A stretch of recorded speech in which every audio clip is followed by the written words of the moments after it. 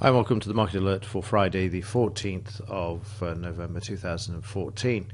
Just winding back a bit here, have a look at the pre-markets. You can see there that the market was marked down, trading back through the 17,650 psychological level. You can see here how the market tried to buy back there with the green professional buying bar, and then was forced lower with some selling.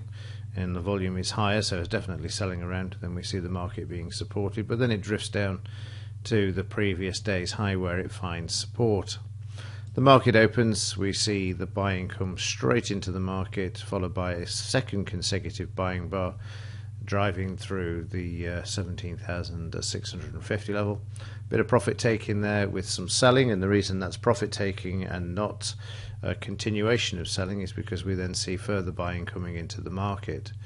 The buyers disappear and a few profits are taken. The market drifts lower, prices fail to close below the professional buying bar, and then manage to trade all the way up to, guess where, the next psychological level. This is a new all-time high at 17,700, and we get some potential weakness there, and we then see the market put in a triple X. Interesting price action around here because you've got the psychological level and it's on low volume, which is unusual. And as you saw here, to drive through a resistance level, you are looking for green bars, and there's no green bars. We get a red bar, which is an upthrust, potential weakness there, and then we see the market move lower and trading down with the market making the full 20 pip scalp, and then trading all the way down to the psychological level as well, which is what I've shown in one of the tutorial videos, how you can use these levels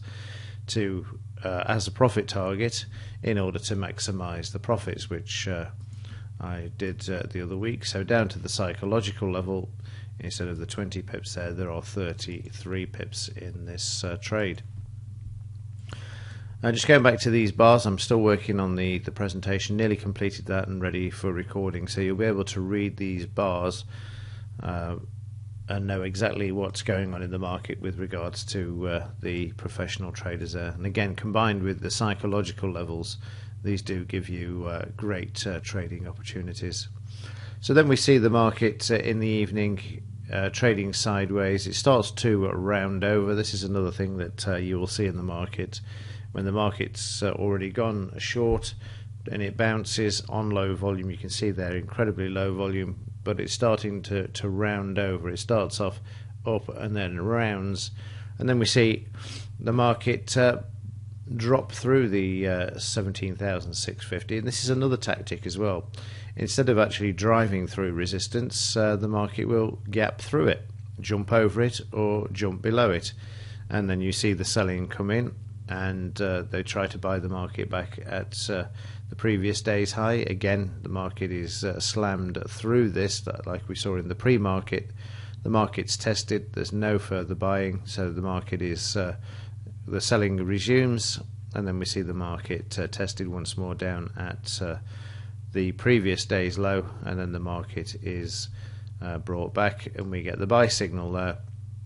This at 20 past 7 in the evening, and again, where does the market trade up to? We get the 20-point scalp, and then where does it trade to? It trades to the psychological level. So these psychological levels are really, really powerful when in a trade. They're either going to be profit targets or resistance areas, and there you can see around another 37 points. And again, it's something I keep going on about just to impress upon you how important these psychological levels are.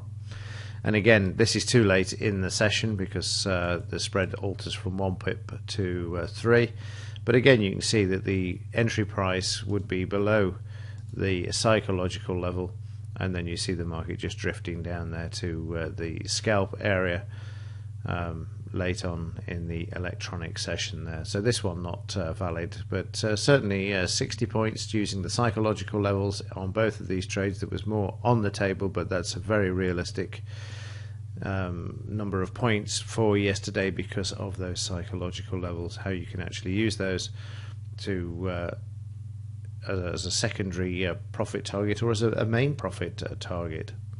Right, let's have a look at the daily charts. We've got the market trading higher. Again, you can see the all-time high there for yesterday. We'll just mark that up and see what it was. I know we had the 17,700, but it was 17,706. We're getting closer to the 18,000 now. See the market up again on the overnight session there. So expect prices to continue to drive on towards that 20,000 target over the next few weeks. On the news front, we've got quite a lot out today, but most of it at 1:30. In the Dow session, we've got the prelim sentiment. That comes out at 523. High impact news item. If there's a sell signal, buy signal, 5 minutes before this, I would stand aside. You may get a trade from 230 to 255 if the market's moving fast, but at 255, any signal appearing at 250, and you just don't want to take that with it being a high impact news item. 5 minutes later, we've got business inventories, and then we've got mortgage delinquencies. They're not giving a forecast on that. The previous was 604, and then Fisher's going to speak at 9 p.m. We'll be done and dusted by then anyway. In the implied volatility, we see a slight increase yesterday to 10.26. And we see the market just turning up there slightly. But the good news is the historical volatility is starting to drop quite sharply. We want to see a continuation of this to give us the clues and indicators for the next potential correction in this market. Right, that's it from me. I'm going to go and get on with planning the test bar presentation and recordings. I will speak to you over the weekend. Just a quick roundup of what's happened over the week. So I will see you in the next one. As ever, thanks for watching and also for your support. See you in the next one.